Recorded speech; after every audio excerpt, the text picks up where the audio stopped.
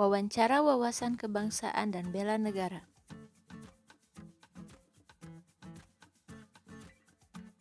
Dan inilah narasumbernya.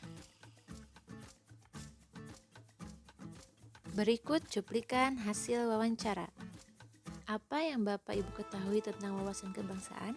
Kalau wawasan kebangsaan itu jika dilihat dari kata dasarnya sebenarnya untuk wawasan sendiri yaitu terkait dengan pandangan, bahkan juga ada arti juga yang menyampaikan terkait dengan pengetahuan. Sementara untuk bangsa sendiri yaitu kelompok masyarakat yang dilahirkan di suatu tempat yang sama, sejarah yang sama.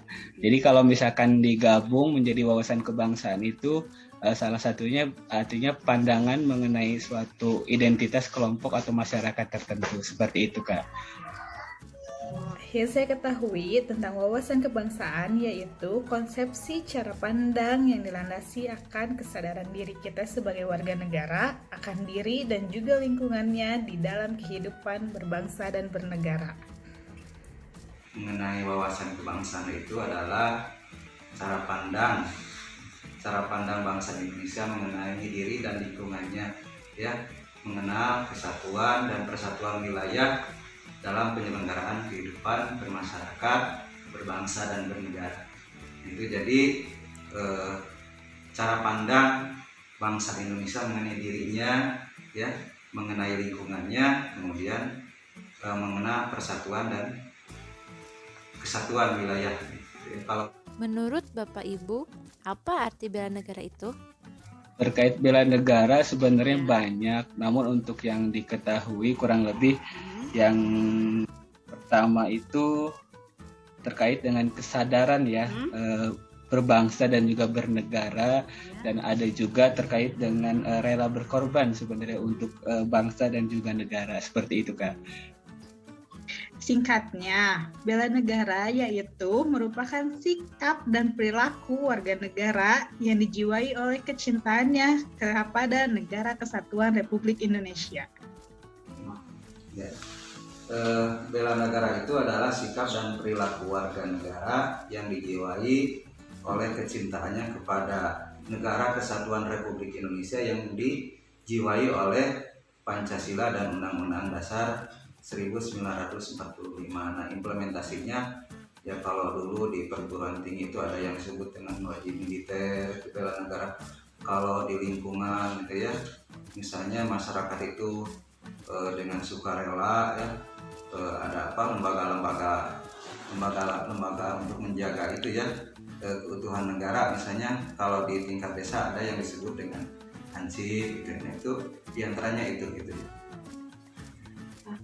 Nilai-nilai bela negara apa saja yang Bapak Ibu ketahui? Untuk nilai bela negara sepertinya tadi ya yang sudah disampaikan, rela berkorban sebenarnya, kemudian juga mematuhi aturan yang berada di negara tempat kita tinggal, seperti itu Kak. Iya. Sebagai warga negara Indonesia, seberapa pentingkah wawasan kebangsaan? Untuk penting tidaknya ya tentunya sangat penting sekali ya terkait dengan wawasan kebangsaan itu, karena akan menjadi pedoman dalam kita bertindak di negara ini. Seperti halnya contoh dalam pembayaran pajak, jika kita melihat halnya kita membayar ke negara, yaitu sangat penting sekali, baik itu nanti akan keperluan operasional penyelenggaraannya negara Indonesia ini, seperti itu kan. Wawasan kebangsaan itu sangat penting, sangat esensi bagi kehidupan kita sebagai bangsa Indonesia ya.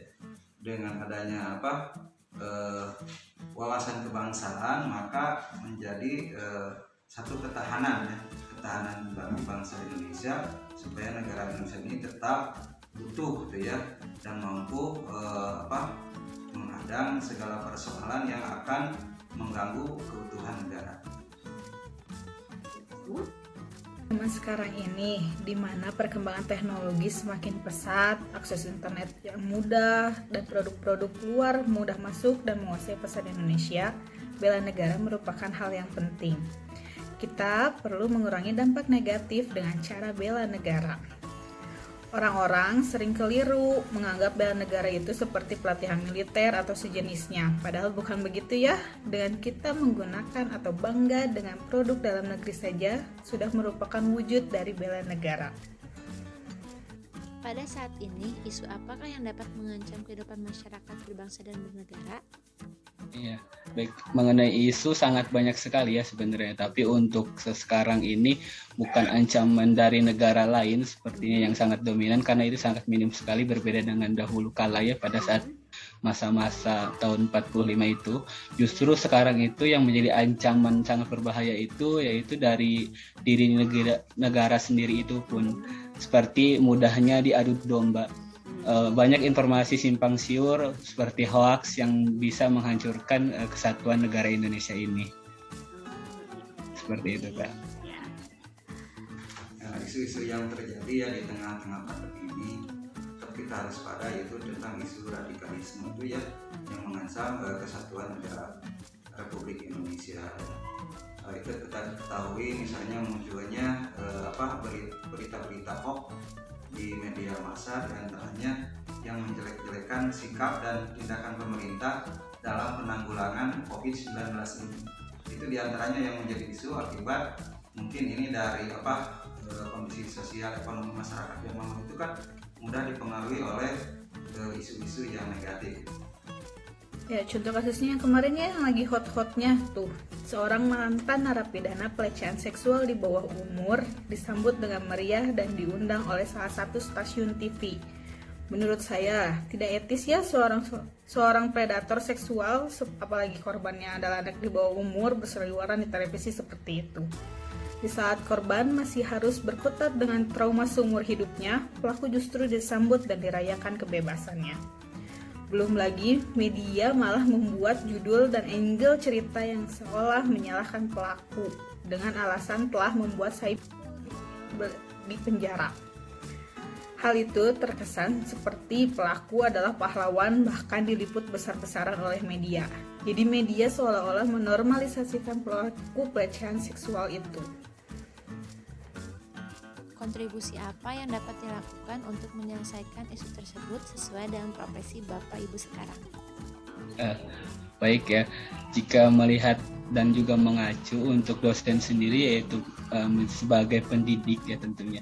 Jadi saya selalu tekankan kepada mahasiswa terkait dengan informasi yang didapatkan itu harus di cross check ulang, check and recheck dalam arti lain, karena terkait dengan informasi tersebut sangat penting sekali. Jadi bukan hanya kita sebagai mahasiswa harus cerdas, tapi juga harus pandai dalam memilah informasi. Tidak mudah terhasut oleh informasi-informasi yang ada di sosial media, sehingga tidak ada perpecahan ke depannya di negara Indonesia ini. Seperti itu, Kak. Berarti hoax ini sudah merupakan isu yang bahaya sekali gitu ya, Kang Jajang ya?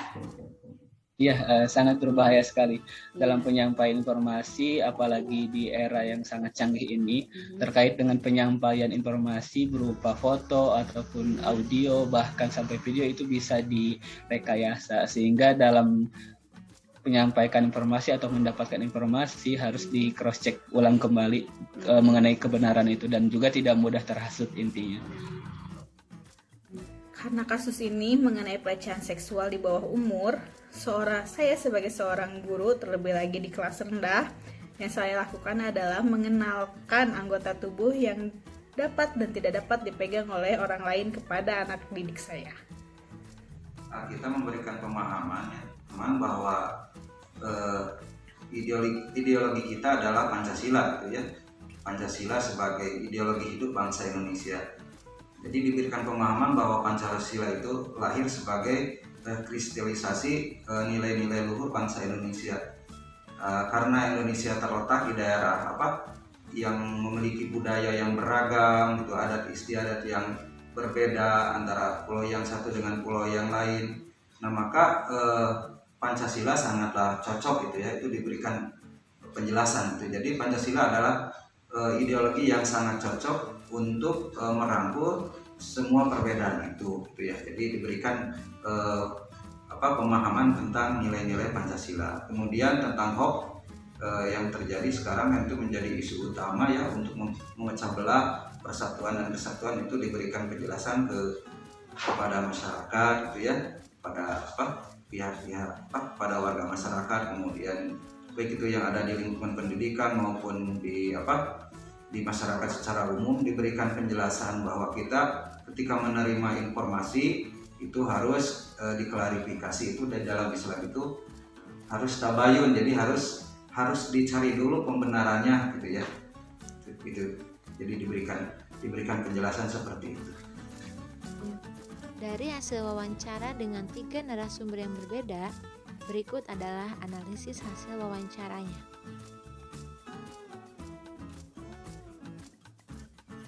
Kesimpulan dari wawancaranya yaitu, pada umumnya setiap orang mengetahui dan paham tentang konsep wawasan kebangsaan dan bela negara, mengetahui betapa pentingnya mengimplementasikan nilai-nilai bela negara, mengetahui isu yang menjadi ancaman bagi kesatuan bangsa dan negara, namun kontribusi untuk meminimalisirnya yang berbeda, yakni sesuai dengan profesi yang dijalaninya.